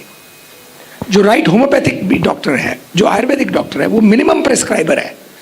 हमारे होम्योपैथिक में जो सही डॉक्टर हैं, जो दुनिया के बेस्ट डॉक्टर्स हैं, जो ब्रेन एट्रोफी को भी ठीक कर दिया, इन्फेंटाइल ब्रेन एट्रोफी को भी जिसने ठीक कर दिया, ऐसे ऐसे डॉक्टर्स क्लासिक जो वर्ल्ड रिकॉग्नाइज्ड डॉक्टर्स हैं, जॉर्ज वितुलकस जैसे, उन लोगों ने भी सिंगल मेडिसिन का एक टाइम प्रयोग किया, मतलब मिनिमम मेडिसिन का प्रयोग किया। ਤੇ ਮੇਰਾ ਮੈਂ ਇਹ ਜਾਨਣਾ ਚਾਹੁੰਦਾ ਕਿ ਹੁਣ ਉਹ ਦਵਾਈ ਉਹਦੀ ਬੰਦ ਕਰ ਦਈਏ, ਸਿੱਧੀ ਜੀ ਗੱਲ ਕਿ ਨਾ ਕਰੀਏ। ਨਾ ਜੀ ਨਾ, ਸਿੱਧੀ ਨਾ ਸਿੱਧੀ ਗੱਲ ਨਹੀਂ ਹੁੰਦੀ ਕਦੇ ਵੀ। ਹਾਂ ਗੱਲ ਸਿੱਧੀ ਨਹੀਂ ਹੁੰਦੀ। ਮੇਰੀ ਗੱਲ ਸੁਣੋ ਨਾ ਤੁਸੀਂ। ਹਾਂਜੀ ਹਾਂਜੀ। ਗੱਲ ਇਹ ਕੰਪਲਿਕੇਟਡ ਹੈ, ਤਦੇ ਤੇ ਗੱਲ ਕਰਨ ਦੀ ਜ਼ਰੂਰਤ ਹੈ। ਨਹੀਂ ਹੋਏ ਤੇ ਫਿਰ ਕੀ ਹੈ? नहीं, इन्होंने बिल्कुल ठीक आंसर दिया। प्लीज एक मिनट मेरी बात सुनो आप। Yes, it has to be gradual, you have to use your intelligence. जैसे आप गाड़ी चलाते हैं तो आप 1 मिनट में तो नहीं बटाला पहुंच जाएंगे ना, कि मैं तो यार गड्डी सीधी चली तो मैं बटाला पहुंच गया। तो कदे रस्ते च टांगा आएगा, कदे गधा आएगा, कदे ट्रक आएगा दूजा, तो तुहानू गड्डी एडजस्ट करनी पड़ेगी ना। इसी तरह से आपको, जैसे ये इन्होंने 5 तरीके बताए, मिलेट्स बताए, इन्होंने एक आपको ये बताया, मैं आपको एक कॉम्प्लीमेंट्री मेडिसिन बता रहा हूँ। मैं कह रहा हूँ कि होम्योपैथिक में पॉसिबल है कि आपकी जो जैसे डॉक्टर साहब ने बताया कि वो ऑलरेडी एडजस्ट कर सकी है, लेकिन मैं एक आपको नेक्स्ट लेवल का आंसर दे रहा हूँ कि यदि आप जेनेटिक लेवल पर उसको सही मेडिसिन होम्योपैथिक की या आयुर्वेदिक की देंगे तो वो फ्री हो सकती है कंप्लीटली। डॉक्टर साहब माफ़ करना, यस, कि ਹੋਮਿਓਪੈਥਿਕ ਦੀ ਮੈਡੀਸਿਨਸ ਤਾਂ ਉਹਨੂੰ ਆਲਰੇਡੀ ਪਹਿਲੇ ਤੋਂ ਹੀ ਲੁਧਿਆਣਾ ਦਾ ਜਿਹੜਾ ਹੋਮਿਓਪੈਥਿਕ ਕਾਲਜ ਹੈ प्रोफेसर तो ਅਸੀਂ करवाते रहे। 40 साल हो गए। एक मिनट होम्योपैथी के बारे में, बुरा नहीं मानना। सॉरी, नहीं बुरा नहीं, please try to understand. Homeopathy का इतना बड़ा फेलियर का कारण क्या है? क्योंकि होम्योपैथी इतनी कठिन है कि 95% including me, 95% of the doctors, more than 90, बल्कि 8% of the doctors do not do right homeopathy. It needs, Israel में यदि आप MD एलोपैथिक में नहीं हो तो आप होम्योपैथिक प्रैक्टिस नहीं कर सकते। हिंदुस्तान जैसे देश में जहाँ 118 कॉलेजेस हैं, जितने निकम्मे हैं, जितने 50% से 60% वाले हैं, सारे होम्योपैथिक में जाते हैं जी। पहले ही कैलिबर लो होता है, ऊपर से आप मेरे please try to understand, please try to understand the complexity of the issue. लेकिन यदि राइट होम्योपैथिक हो तो इट कैन क्रिएट मिरेकल्स। ठीक है। आपकी बच्ची 3 महीने में, जो 20 साल से दवाई ले रही है, 3 महीने में कंप्लीटली फ्री हो सकती है, वीनिंग हो सकती है। और and it has to be complemented. एक तरफ तो आप बच्ची को दवाई होम्योपैथिक देने लग जाओ, दूसरी तरफ से उसको आपके लिए स्ट्रेसफुल सिचुएशन क्रिएट करने लग जाओ, घर में झगड़ा करने लग जाओ उससे, या उसकी फ्रीडम के ऊपर गलत तरह से अंकुश लगाने लग जाओ, वो सप्रेस्ड महसूस करे, तो आपकी दवाई काम ही नहीं करेगी। Please try to understand, life is not, अभी डॉक्टर साहब ने कहा कि 5 तरीके हैं जिससे हेल्थ को सुधारा जा सकता है। हेल्थ कभी भी सिंगुलर फैक्टर नहीं है, ये 10 उंगलियों की तरह है। Please try to understand. आप समझे मेरा पॉइंट? डॉक्टर विश्वरूप की जो डाइट है वो तो हमारे घर के अंदर अच्छी तरह से ग्राउट हो चुकी है, उसमें कोई शक नहीं है। हाँ, लेकिन कारण ये है कि 20 साल सफ़र किया इस बीमारी से, तो एक डर बैठा रहता है उसके मन में कि मैं दवाई छोड़ती हूँ तो मुझे प्रॉब्लम खड़ी हो जाएगी। लेकिन जो डॉक्टर साहब ने बताई, मैं समझ गया हूँ कि हमें देखना पड़ेगा कि उसको थोड़ी थोड़ी ये दे के और एक्सपेरिमेंट करते हुए, हाँ टेपर करते हुए, हाँ जैसे हम करते हैं शुगर की मेडिसिन को भी करते हैं, तो वो मैं समझ गया हूँ अच्छी तरह से। तो कोशिश करूँगा मैं दोबारा से, पर मैं डॉक्टर आजाद जी से रिक्वेस्ट करूँगा कि वो कुछ बोलना चाहेंगे इस पे कि नहीं? मिलेट्स ऐड कर लो ना। हाँ, वही मैं चाह रहा था कि वो जो हेल्दी डाइट तो करो ही करो ना, दवाई बंद करनी नहीं करनी वो अलग बात है जी, लेकिन डाइट तो फुल्ली हेल्दी करो ना। जी जी। उसमें कुछ काढ़े हैं, कुछ कषाय हैं, किडनी वाले कषाय, स्पेसिफिकली मेडिसिनल प्लांट्स हैं, वो ऐड करो। नंबर 2 पे मिलेट्स ऐड करो। नंबर 3 पे योगा करवाओ। ठीक है। प्राणायाम पर्टिकुलरली प्राणायाम वंडरफुल है। प्राणायाम और मेडिटेशन। सर एक क्वेश्चन आपसे ये था कि जो मिलेट्स हैं ये क्या पर्टिकुलर किसी डिजीज के लिए अलग अलग हैं कैसे, कि अगर शुगर है तो ये और हार्ट डिजीज है तो ये मिलेट्स, कुछ ऐसा है क्या? नहीं, वो जो जैसे डॉक्टर खादर वली ने बहुत कॉम्प्रिहेंसिव सारी दी अंडरस्टैंडिंग हमको कि ये 5 मिलेट कॉम्प्लीमेंट्री एक दूसरे को, 5 ही खाने हैं और 5 के गुण अलग अलग हैं। कोई ब्लड के लिए है, कोडो मान लीजिए ब्लड के लिए है, कुटकी रिप्रोडक्टिव हेल्थ के लिए है, स्वांग पेट और लिवर के लिए है, ये जो ब्राउन टॉप है एंटी कैंसर है, जो फॉक्सटेल और ब्राउन टॉप दोनों एक दूसरे से मिलते जुलते हैं। तो कुछ ये मेडिसिनल जो ये फूड भी है, बैलेंस फूड भी है और मेडिसिन भी हैं। इनकी मेडिसिनल क्वालिटी जो थोड़ी अलग अलग है, इसलिए इनको 5 को खाना है। हेल्दी व्यक्ति के लिए वो 2 दिन कहते हैं, बैलेंस करके, और डिजीज वाइज फिर थोड़ा थोड़ा उसको अप डाउन है, पर्टिकुलर ज़्यादा है या थोड़ा कम है, तो ये वो ऐसे कुछ कॉम्बिनेशन। डॉक्टर आजाद जी, एक छोटा सा एक क्वेश्चन है मेरा कि ये मिलेट्स जो है, जब से मैंने आपकी वीडियोस देखी हैं, खादर वली की भी वीडियो देखी है, डॉक्टर साहब की डाइट तो मैं ले ही रहा हूँ रेगुलर काफ़ी साल से, तो क्या ये मिलेट्स जो हैं, क्या ये स्किन डिजीज़ भी कुछ ऐसा कर देते हैं, खारिश वगैरह? मुझे DIP प्लस, मेरा जो भी एक्सपीरियंस है वो DIP प्लस मिलेट्स का है। अच्छा, मैंने किसी को मिलेट्स के लिए नहीं दिए।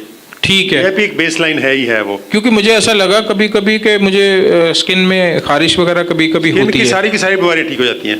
Thank you very much. 3 महीने में सोरियासिस ठीक करके आ गया मेरे पास बंदा, 3 महीने में। सर लास्ट सोरियासिस इतना खतरनाक बीमारी है, को खत्म ही नहीं होती। वो आदमी 3 महीने के बाद आके खड़ा हो गया, डॉक्टर साहब गई ये तो। मैंने उसको कहा था कि साल लगेगा, वो कहता ये तो 3 महीने में गई। सर एक लास्ट सर एक कुछ ऐड करना चाह रहा था मैं कुछ क्वेश्चन नहीं है, just want to share my experience with you. Sir 2014 में when I was diagnosed with gall bladder stones and kidney stones, तो मैं क्रिकेटर ही था, तो मेरा पूरा करियर चौपट हो गया था। मेरे फादर के 20-25 लाख रुपीज़ खर्च हो गए थे, ये हॉस्पिटल। उस वक्त इंश्योरेंस का नहीं पता था, मेरे पास इंश्योरेंस नहीं था, हेल्थ इंश्योरेंस। सो व्हेन जब फाइनली मेरे को बोला गया कि आपको अपना गॉल ब्लैडर निकालना है, I could not urinate for 2 days। मेरे रणजी ट्रॉफी सिलेक्शन मैचेस थे, मैं नहीं खेल पाया। तो इवेंचुअली घर में आ गया हूँ मैं चंडीगढ़ से वापस कि मेरा गॉल ब्लैडर रिमूव होना है, सब कुछ होना है, सब कुछ सिलेक्ट था। तो डॉक्टर रॉय की मैंने वीडियोस देखी एंड स्टार्टिंग में आई लाफ्ड कि this gentleman is asking for दूध छोड़ दो, और हम लोग तो वहाँ चंडीगढ़ में वेरका का बस कट पी जाते हैं। जब मेरे पास कोई ऑप्शन नहीं बचा था, जब मेरे को और मैं यूरिन नहीं कर पा रहा था, कह रहा है आपका कैथराइजेशन होगा, मीन्स आपके जेनिटल्स में पूरा पाइप डालेंगे। मेरे को सोच के चक्कर आ रहे थे कि भाई ये हो क्या रहा है। मैंने कहा चलो लास्ट है, डॉक्टर रॉय नाम बड़ा सुना है, चलो फॉलो करते हैं। In 15 days my pain was gone. 5 साल में फर्स्ट टाइम मैंने देखा कि सीधा यूरिन कैसे निकलता है, अदरवाइज वो तो ऐसा जा रहा था एकदम। मेरा पेन चले गया था, सब कुछ चले गया था। और 2014 में आई स्टार्टेड माई क्लिनिक इसी के उस पर, क्योंकि मेरा क्रिकेट तो अब जा चुका था, एज भी हो रही थी। आज मेरे पास ऑलमोस्ट 600 ऑनलाइन पेशेंट्स हैं और 7000 ऑफलाइन है। सबसे पहले मैं ये बताता हूँ कि पहले डॉक्टर रॉय की ये बुक पढ़ के आपको आना है, उसके बाद ही मैं आपको आगे बताऊंगा क्या करना है। दूसरी सर, आप दिस जेंटलमैन आज के वो वीकनेस वाला एक पॉइंट बताया था कि मेरे कुछ पेशेंट्स बोलते हैं वीकनेस। सर मैं एक्सक्यूज मी, आपने वो वीकनेस वाला बोला था ना, तो मैं उसमें ऐड करना चाहूँगा कि ये same question is asked by all my question patients कि सर ये ना डाइट तो अच्छी है बट वीकनेस आती है। द पॉइंट इज कि लोगों को पता ही नहीं है कि परफेक्ट हेल्थ होती क्या है। व्हाट आई डिड, मैंने बोला आप डाइट पे आने से पहले सीढ़ियाँ चढ़ो। आप यकीन नहीं मानेंगे, one of my student he was 52 years of age, उसने 150 स्टेयर्स ऊपर नीचे किया, और आफ्टर 7 weeks 49 days के बाद it was 2790 stairs simply on CTS, right? So why I'm saying all this, because a lot of people are watching online, even my 600 community वो भी आज online ही थी। So if you're a health coach and you're following Dr. Biswarup Roy, क्योंकि मैं सच बताऊं 2014 में I stopped believing in gods। जब मेरे फादर के 20-25 लाख खर्च हो गए, अगर मैं उन डॉक्टर्स को अब कन्फ्रंट करूं कि पूछो भाई मेरा तो ये फ्री में हो गया, तो how what answers they would have. तो मेरे लिए तो डॉक्टर बिस्वरूप रॉय चौधरी ही भगवान बन के आए, और अभी भी मेरी अलमारी में इन्हीं की फोटो लगी रहती है। ठीक है, तो मैं बस ये कह रहा हूँ कि अगर कोई भी ऐसा वीकनेस वाला क्वेश्चन पूछता है ना, आप उसको सबसे पहले पॉइंट बोलो कि आप डाइट पे आ रहे हो, आप पहले दिन स्टेयर्स करो, कंपलसरी है स्टेयर्स करना। मेरी कम्युनिटी में जिसने मेरे को एवरी वीक स्टेयर्स नहीं बताया, मैं उसको ग्रुप से रिमूव कर देता हूँ। तो स्टेयर्स की इंप्रूवमेंट ऐसे हैं, 150 फर्स्ट वीक, 220, 350, 1000, 1500, 2700। तो ये भी तो डायग्नोसिस हुआ ना। So we have to, as a health coach, if you are and somebody is listening us online, they should also consider these things. Number 3, अभी मैं मानस जी से बात कर रहा था, तो उन्होंने बोला कि यूनिटी अगर होगी तो हम लोग बचे रहेंगे। स्टार्टिंग में मैं कहूँगा वी आर ग्रीडी। 4-5 years मैंने हजारों लोगों को ठीक किया, बट आई नेवर टोल्ड कि भाई मेरे मेंटर तो डॉक्टर रॉय हैं। And the moment I started saying to everyone, पता नहीं वो गॉड ग्रेस है क्या है, मेरा काम 10 times ज़्यादा हो गया, because people started taking me very authentic. Yeah. So if you're a health coach, trust me, try this. Tell everyone upfront कि who is helped you out, कौन आपके mentor थे, and see the miracle happening. मेरे father मेरे पास नहीं है, मैंने कभी उनको कुछ गिफ्ट नहीं दे पाया, but right now because of doctor Roy I have around 40 to 50 lakh rupees in my account. जो जिसने मैंने 50,000 रुपये एक साथ नहीं देखे थे कभी क्या होते हैं, just by helping people and just by doctor Roy. तो मेरे लिए तो मैं नास्तिक बन चुका था, बट मेरे लिए एक ही भगवान है, डॉक्टर बिसूर रॉय चौधरी, और मैं मरते दम तक यही नाम लूँगा।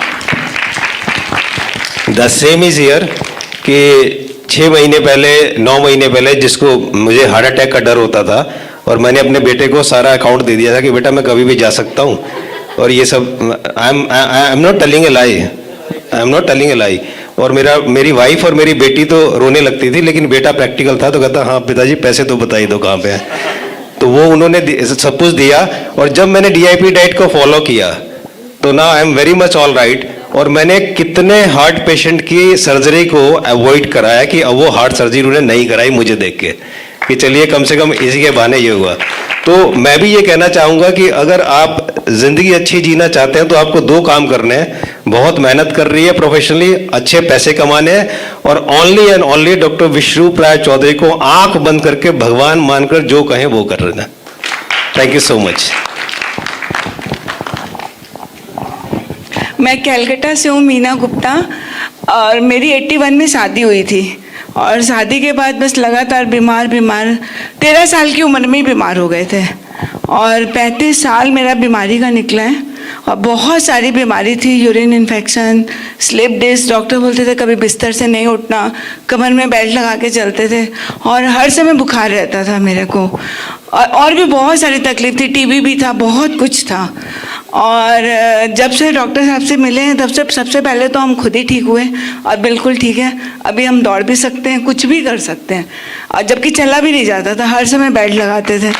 और इनका डाइट लोगों को बता के आज हज़ारों पेशेंट हैं, और कम से कम 100-150 ऐसे पेशेंट हैं कि जो जब वो आके बोलते हैं कि हम ठीक हो गए तो मेरी आँख खुली की खुली रह जाती, अच्छा आप ठीक हो गए, तो बहुत ही मिरेकल है। और मेरे लिए भी मेरे भगवान डॉक्टर रॉय हैं, इनके अलावा कोई नहीं है, और क्या बोलें। थैंक यू आप सबको। लेकिन देखिए हर एक को कहीं ना कहीं से